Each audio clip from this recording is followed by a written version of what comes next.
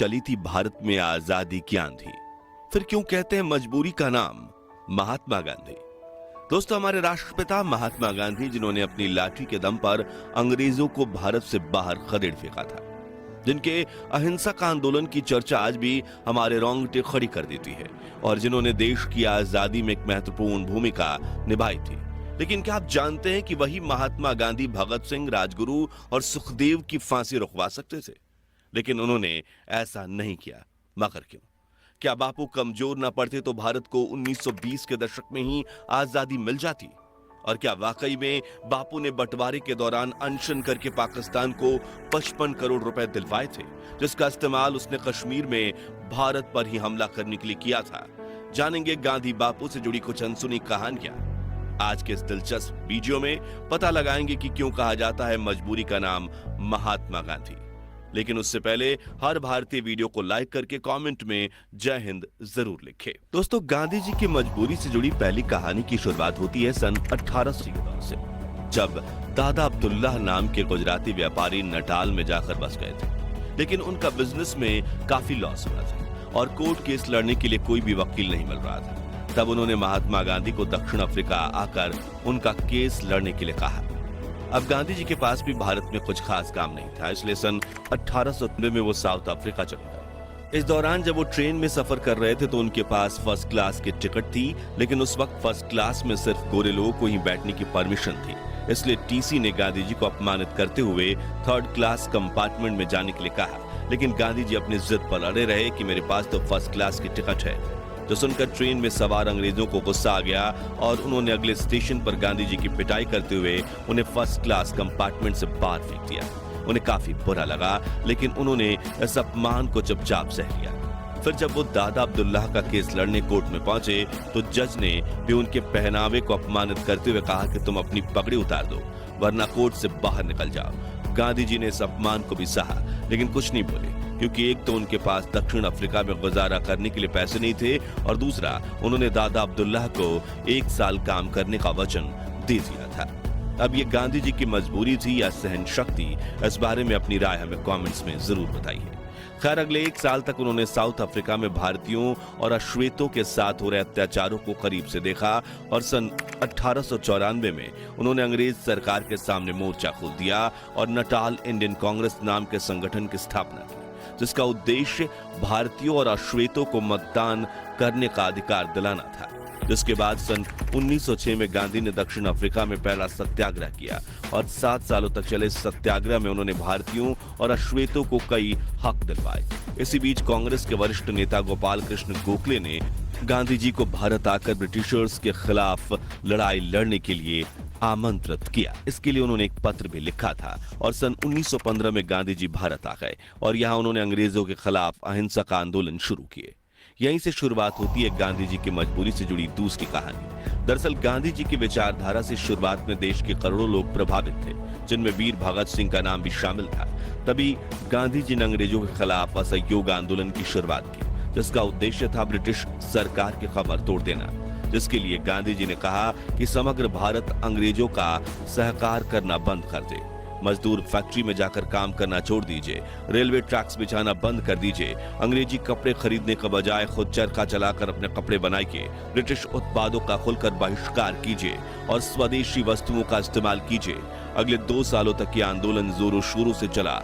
करोड़ों देशवासियों ने इस मूवमेंट में बढ़ चढ़कर हिस्सा लिया और ब्रिटिश सरकार पूरी तरह से कंगाल हो चुकी थी, जिससे बौखलाते हुए ब्रिटिशर्स ने अहिंसा से आंदोलन कर रहे भारतीयों के खिलाफ हिंसक कदम उठाना शुरू कर दिए। पुलिस ऑफिसर्स लाठीचार्ज करने लगे और निर्दोष लोगों को कोल्ड ब्लड में मौत के घाट उतारने लगे थे। लेकिन गांधी जी पर भरोसा दिखाते हुए देशवासी सब कुछ सहते रहे। मगर फिर आया 4 फरवरी 1922 का दिन, जब उत्तर प्रदेश में गोरखपुर के पास चौरी चौरा कस्बे में प्रोटेस्ट कर रहे क्रांतिकारियों के सब्र का बांध टूट गया। दरअसल वहां ब्रिटिश प्रोटेस्ट कर रहे क्रांतिकारियों को मार रहे थे और उनके खिलाफ हिंसक कार्रवाई करने लगे, जिसके बाद क्रांतिकारियों ने एक पुलिस स्टेशन में आग लगा दी, जिससे वहां छिपे 22 पुलिसकर्मी जिंदा जलकर मर गए। अब भले ही वो पुलिस ऑफिसर्स ब्रिटिश सरकार के लिए काम करते थे, लेकिन असल में वे सभी भारतीय थे, जिससे गांधी जी को बड़ा झटका लगा। और उसके बाद से वो परेशान रहने लगे, जिसके बाद उन्होंने ये कहते हुए असहयोग आंदोलन पर रोक लगा दी कि अगर किसी ने आपकी आंख फोड़ी और आप उनकी आंख फोड़ोगे तो पूरी दुनिया अंधी हो जाएगी। अब यह कदम उठाना जरूरी था या फिर गांधी जी एक बार फिर मजबूर हो गए थे? ये जवाब हम नहीं देंगे, बल्कि आप हमें कमेंट्स में बताइए। हालांकि उस वक्त गांधी जी के इस फैसले से देश के करोड़ों देशवासी नाराज हुए थे। यहां तक कि गांधी जी को अपना पिता मानने वाले जमनालाल बजाज, जो गांधी जी के आंदोलन को फंडिंग देते थे, उन्होंने भी खादी चरखा उद्योग, स्वदेशी स्कूल कॉलेज और बाकी चीजें बनाने में काफी पैसा खर्च किया था, वो सब भी बंद हो गया, जिससे उन्हें भी गहरा झटका लगा। और तो और वीर भगत सिंह, जो असहयोग आंदोलन में गांधी जी का बढ़ चढ़ कर साथ दे रहे थे, उनका भी गांधी जी और अहिंसा से भरोसा उठ गया और इसी वजह से उन्होंने आजादी के लिए हिंसा का मार्ग चुनने का निर्णय लिया। और यहीं से शुरू होती है गांधी जी की मजबूरी की तीसरी कहानी, जिसे लेकर इतिहासकारों का कहना है कि गांधी जी भगत सिंह की फांसी रुकवा सकते थे, लेकिन उन्होंने ऐसा नहीं किया। दरअसल सन 1930 में अंग्रेजों ने नमक पर 2400% टैक्स लगा दिया था, जिसके खिलाफ गांधी जी ने दांडी सत्याग्रह छेड़ दिया, जिसमें अहमदाबाद के साबरमती आश्रम से दांडी यानी कि आज के नवसारी तक उन्होंने 78 साथियों के साथ पैदल यात्रा शुरू की। 387 किलोमीटर की सहिंसक यात्रा में गांधी जी के साथ हजारों लोग जुड़ने लगे और भीड़ इतनी बढ़ गई कि काबू करना नामुमकिन हो गया, जिससे तंग आकर अंग्रेजों ने इस आंदोलनकारियों पर लाठीचार्ज करते हुए पीटना शुरू कर दिया। गांधी जी ने भी मार खाई और उनके साथ हजारों क्रांतिकारियों ने भी, लेकिन वो चलते गए। जब गांधी जी का यह आंदोलन समग्र भारत में न फैल जाए, उसके डर से वायसराय लॉर्ड इरविन ने गांधी जी के साथ 60,000 भारतीयों को अरेस्ट करवा दिया। हालांकि वो गांधी को ज्यादा समय तक जेल में नहीं रख सकते थे, इसलिए उन्होंने गांधी जी से बात करके गांधी इरविन पैक्ट बनाने का फैसला किया। इस इरविन पैक्ट की वजह से भगत सिंह और उनके साथियों को फांसी हुई थी, मगर कैसे, वो जानने से पहले हमें यह समझना होगा कि आखिर गांधी जी और इरविन समझौता क्या था। इस समझौते में गांधी जी ने ब्रिटिश इरविन से ये कहा था कि जो भारतीय ब्रिटिश हुकूमत के खिलाफ अहिंसक आंदोलन कर रहे हैं, वो ना तो आपके खिलाफ लाठी उठा रहे हैं और ना ही हाथ, बस आपकी आवाज उठाकर बात आप तक पहुंचा रहे हैं, तो आप उन्हें गिरफ्तार मत कीजिए। और दांडी सत्याग्रह में भी जिन अहिंसक फ्रीडम फाइटर्स को गिरफ्तार किया गया, उन्हें छोड़ दीजिए। वायसराय इरविन ने कहा, ठीक है, लेकिन मैं भगत सिंह, राजगुरु और सुखदेव का क्या करूं? इन्होंने तो ऑफिसर्स जेपी सॉन्डर्स की हत्या की है। तब गांधी जी बोले, आपको जो ठीक लगे वो कीजिए। गांधी जी के इस रुखे फैसले की बात जब कांग्रेस के सामने आई, तब सुभाष चंद्र बोस समेत कई लोगों ने भी गांधी जी और इरविन के समझौते का विरोध किया। वे मानते थे कि अंग्रेज सरकार भगत सिंह की फांसी की सजा माफ नहीं कर सकती थी, तो समझौता करने की कोई जरूरत नहीं थी। वहीं करोड़ों देशवासियों ने भी भगत सिंह के बिना समझौते को स्वीकार करने के गांधी जी के समझौते का विरोध किया।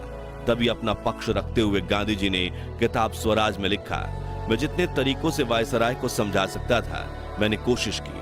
मेरे पास समझाने की जितनी शक्ति थी, वो मैंने इस्तेमाल की।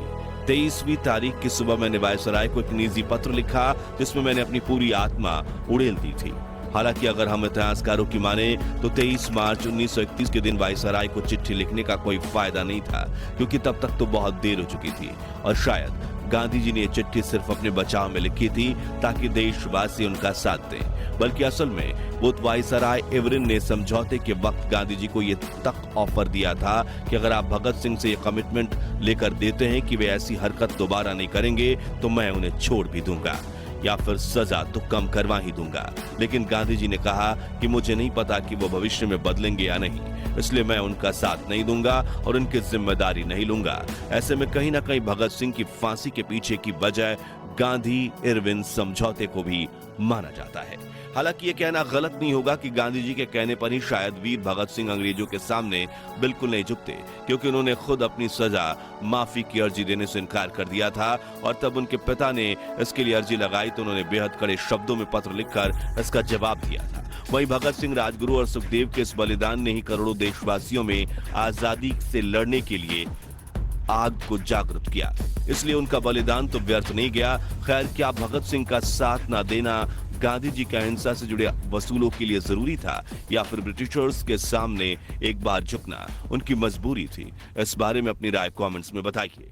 अब गांधी जी को मजबूर और असहाय ठहराने वाली चौथी कहानी है भारत पाकिस्तान के बंटवारे की कहानी। तो जब अंग्रेज भारत से अपनी पकड़ खो रहे थे तब उन्होंने भारत को आजादी देने का फैसला किया ताकि भारतीयों के पैरों तले कुचलने की बजाय वो सही सलामत ब्रिटेन लौट सके।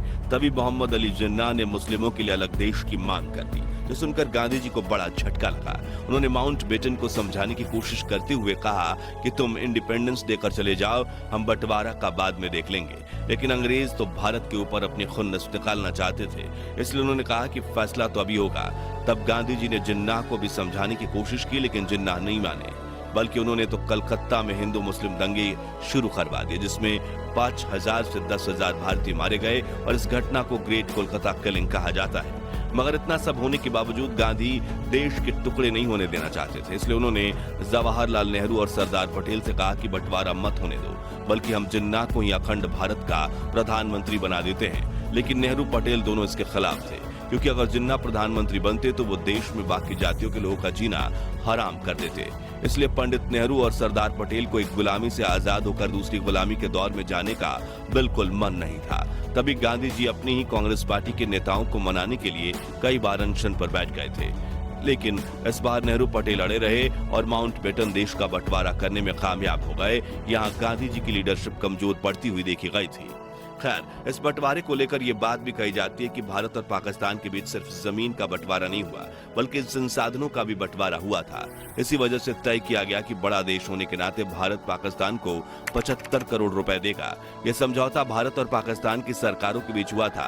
भारत ने पाकिस्तान को 20 करोड़ की पहली किस्त भी दे दी थी, लेकिन तभी पाकिस्तान ने कश्मीर पर हमला कर दिया, इसलिए भारत सरकार ने पाकिस्तान को दी जाने वाली दूसरी किस्त को रोक दिया।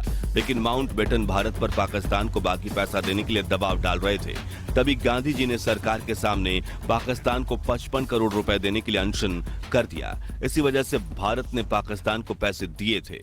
हालांकि कुछ इतिहासकार कहते हैं कि गांधी जी उस वक्त सिर्फ हिंदू मुस्लिम दंगों के खिलाफ अनशन पर बैठे थे और गांधी के उपवास को खत्म करवाने के लिए बनाई गई समिति द्वारा गांधी जी को दिए गए आश्वासनों में पाकिस्तान को पैसे दिया जाना शामिल नहीं था।